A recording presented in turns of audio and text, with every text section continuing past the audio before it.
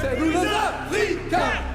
2006, rappelez-vous, c'est le film indigène qui émeut l'opinion publique, qui découvre en réalité cette discrimination qui est insupportable. Mon intention, c'est de poursuivre ce mouvement qui permette de rendre à ces combattants l'hommage qui leur est légitimement dû. J'étais aussi naïf que tout le monde, à savoir qu'on avait l'impression, nous, d'avoir fait un beau film qui avait permis à des centaines de retraités, des milliers, de toucher des pensions comme les autres.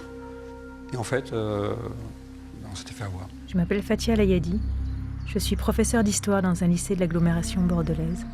Et je voudrais vous raconter l'histoire de ma rencontre avec Mohamed Mechti, que j'ai appelé Bo Mohamed, et qui est devenu mon grand-père de cœur. C'est aussi et surtout sur Bordeaux et au-delà de Bordeaux. C'est le symbole de ce combat que mènent ici les anciens combattants issus des ex-colonies. Ce qu'il a épuisé, c'est ce dernier combat qu'il a mené. C'est ce combat contre l'administration française. Ce combat pour qu'il puisse réintégrer ses droits.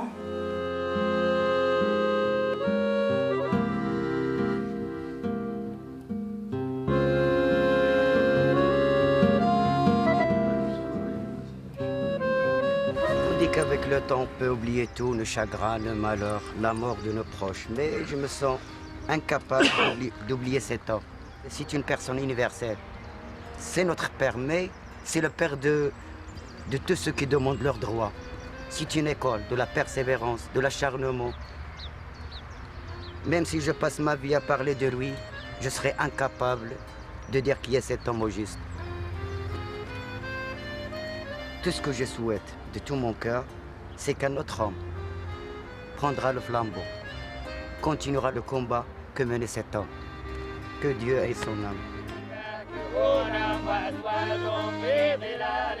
Quelque part dans ce débat, au cœur de ce débat, c'est d'abord un débat de financiers, d'argent, et d'une certaine manière, vous savez, si un tirailleur sénégalais ou un goum marocain votait en France, le problème ne serait plus du tout le même.